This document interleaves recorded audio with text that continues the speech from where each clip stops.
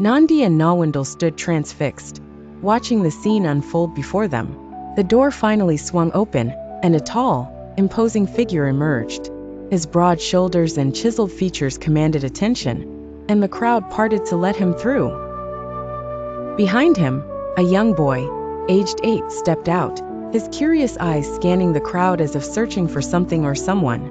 Then she appeared, a stunning light-skinned woman with an ethereal aura. Her long, curly hair cascaded down her back like a waterfall of gold, and her piercing brown eyes seemed to sparkle with an inner light.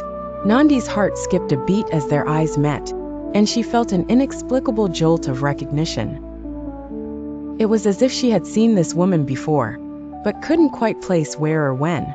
Nandi's mouth went dry, and she couldn't utter a word. She felt like she was frozen in time, unable to move or breathe. Nawandal noticed Nandi's sudden distress and asked, "Are you okay?" Nandi nodded, still trying to process what she was feeling. But Nawandal's eyes narrowed, sensing that something was amiss. As a medium herself, she was attuned to the subtle energies surrounding Nandi. She could feel the turmoil brewing inside her, like a storm about to unleash its fury. Though she didn't reveal her concerns, she quickly offered to take Nandi home. "Let's get you out of here," Nawandal said gently, taking Nandi's arm. "You look like you've seen a ghost." Nandi didn't resist, allowing Nawandal to lead her away from the palace. As they walked, Nandi's eyes remained fixed on the woman, who was now smiling and waving at the crowd. Nandi felt like she was being pulled back, like an invisible thread was tethering her to this mysterious woman. "What's wrong?" Nawandal asked again, noticing Nandi's distant expression. Nandi shook her head, still trying to clear the cobwebs. "I don't know," she admitted. "I just feel like I've seen her before." Nawandal's eyes sparkled with intrigue. "Maybe you have," she said softly. "Maybe you just don't remember." Nandi's eyes snapped back to Nawandal, a shiver running down her spine. What did Nawandal mean, Nandi asked herself. And why did Nandi feel like her whole world was about to be turned upside down, wondered Nawandal. As Prince Sibusiso and his family entered the palace, a collective gasp echoed through the halls, reverberating off the stone walls. The expectation had been that the prince would return home to marry a cultured royal woman, one who was well versed in the traditions and customs of their people.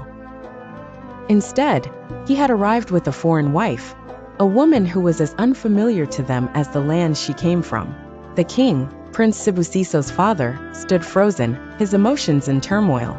He was overjoyed to see his son after so many years, but dismayed by the woman standing beside him.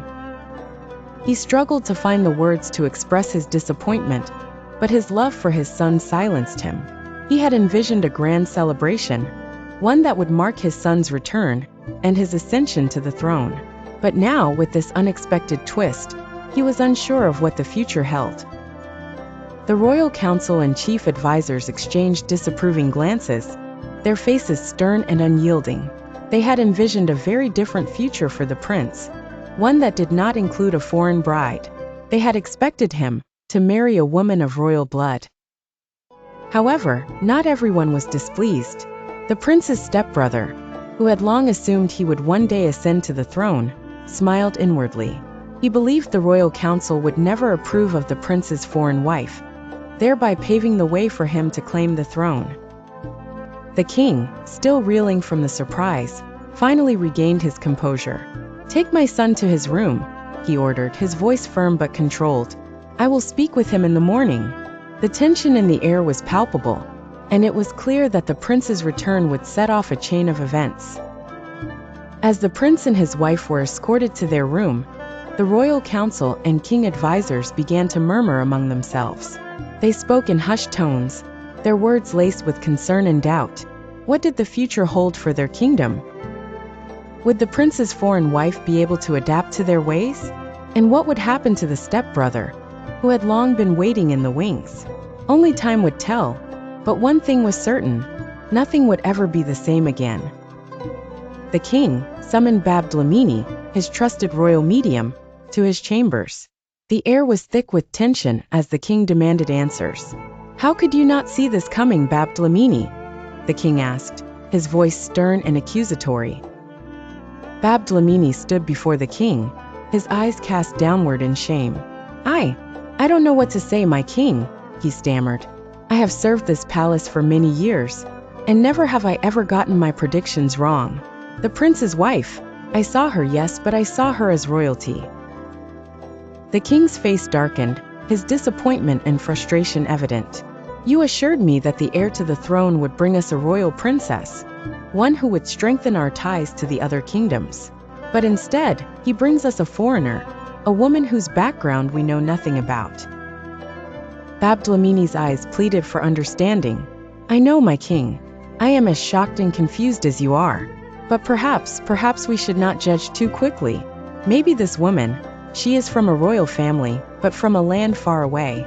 We will have to find out, my king. The king's expression remained skeptical, but he nodded slowly. Very well, Babdlamini. I want you to find out everything you can about this woman. Where she comes from, what her family is like, everything. I must know what we are dealing with here. Babdlamini agreed. The king nodded, his expression softening slightly. Very well, Babdlamini. You are excused. I'm sure you have much to attend to, especially with this new visitor from the Free State. Babdlamini bowed his head in respect. Yes, my king. Today has been a day of unexpected visitors indeed. This young woman, Nandi, has come seeking help. It is said that she suffers from a mental disorder, and I have yet to meet with her and assess her condition. The king's eyes narrowed slightly. See that you do, Babdlamini. I want her treated and cured. I will not have her people saying that you, my trusted advisor and healer, were unable to help her. Do I make myself clear? Babdlamini smiled wryly, his eyes twinkling with amusement. Crystal clear, my king. I will make sure to give her the best care possible. And I will, of course, pass along your kind regards to Babdlamini. With a final bow, Babdlamini turned and left the palace, the king's words still echoing in his mind. He made his way back to his home, his thoughts already turning to the young woman, Nandi, and the challenges that lay ahead in helping her. Nandi and Nawandal made their way to the river, their buckets in hand, ready to fetch water for the day. The sun beat down on them, casting a warm glow over the landscape. A gentle breeze rustled the leaves of the trees, causing the branches to sway softly. The sound of the river flowing gently over the rocks was soothing, and Nawandal began to hum a soft tune as she walked. As they approached the river, Nawandal filled her bucket with ease, placing it on top of her head with a practiced motion. She smiled at Nandi, who was standing at the water's edge, staring into the depths of the river. But as Nandi bent down to fill her own bucket, her eyes locked onto something in the water. A face, an old lady's face, stared back at her.